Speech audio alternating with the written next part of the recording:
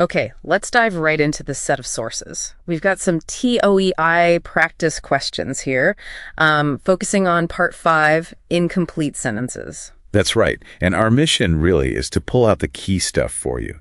We're looking at the grammar, the vocab, the clues. Yeah, what do these questions really test? Exactly. We want to find those little aha moments in the explanations. Yeah. Kind of shortcut the learning curve. So you can sharpen your skills, feel a bit more confident, find the why behind the answers. We've picked out a few good examples. Okay, sounds good. Where should we start? Let's kick off with question 1. Sentences. The marketing team. A new advertising campaign next month. Options. Develop, developing, has developed, will develop. Right, and the source explanation immediately points to that phrase at the end, next month. Ah, the time clue. Precisely. That's your signal. It screams future action. So you need a future tense. You got it. Simple future tense for a planned future action, which makes... Oh, option D, will develop, has to be. Spot on. And the source is clear why the others don't fit. Develop is the base form. Developing needs a helper verb, usually. Suggests it's happening now. And has developed is present perfect, right? Like past action relevant now. Doesn't work for next month. Exactly. So the big takeaway, watch those time markers. They often dictate the verb tense. Huge clue. Makes sense. Okay, shifting gears. Question 2. All employees are required to attend the safety training session. Options are mandate, mandatory, mandating, mandated. Okay, this one screams word form question. The source guides us to look at the sentence structure. What's needed before safety training session? Safety training session is like a noun phrase, so we need something to describe it. You nailed it. You need a word describing the noun phrase, an adjective. An adjective, right. Yeah. So out of the options. Mandatory is the adjective, meaning required. It fits perfectly. Okay, so it's not just knowing mandate. It's knowing mandatory is the describing word form. Precisely. The source breaks it down. Mandate is nonverb. Mandating, participle gerund. Mandated, past tense participle. None of those work grammatically right before the noun like an adjective. Got it.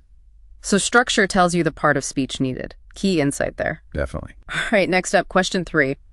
Mrs. Chen was praised her exceptional handling. Options for by with to feels like a preposition thing. It is. It's about the verb praised, and which preposition naturally follows it to show the reason for the praise.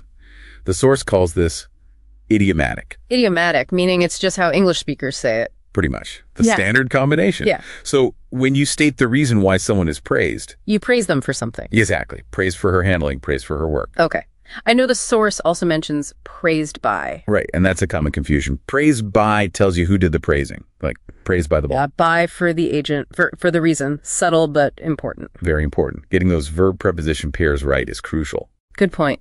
Okay, number 4. The report must be submitted by 5 p.m. It will not be accepted. Choices. Otherwise. Therefore, however, moreover.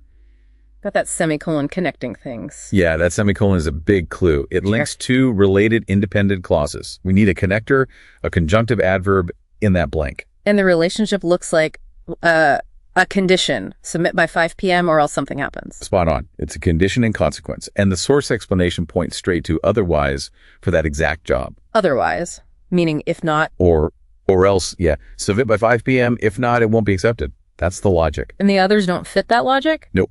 The source explains, therefore, is for a result, however, shows contrast, moreover, adds more information. None match that if this condition isn't met, then this consequence structure like otherwise. Okay, so understanding the precise job of those connecting words is key. Absolutely. Last one we picked out, question 5. The company decided to widen its operations into the Asian market. Options. Expand, extend, exalt. Ooh, these sound similar. They do. This is classic vocabulary testing. Find distinctions in meaning.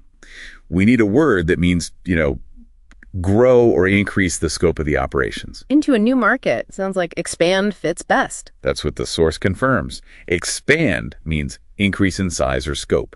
Perfect for business operations. And the others, expend, extend. Right, the source clarifies. Expend means spend, like money or effort. Extend is usually about making something longer in time or space, or offering something. Like extending an invitation. Exactly. And exalt means to praise or elevate someone. None of those fit growing into a market. So it really drills down to precise word choice, knowing the subtle differences. Definitely. That's a huge part of vocabulary building. So, wrapping this up, what we're seeing across these examples is it's about more than just memorizing rules, isn't it? Absolutely. It's about actively using context time words, sentence structure. It's about knowing different word forms, those fixed phrases like praised for, and having that precise vocabulary. And like you said, really digging into the why. Why is this answer right? And maybe more importantly, why are the others wrong? That's where the real learning seems to happen according to these source explanations. Couldn't agree more. Practice is good, but reviewing that practice, understanding the patterns, that's how you really improve. So a final thought for you listening. Think about how paying closer attention to these details, maybe tense agreement, maybe the right word form, maybe that perfect connecting word can make your own communication clearer, more precise. What's one small detail you'll focus on next time you write or speak in English? Something to consider.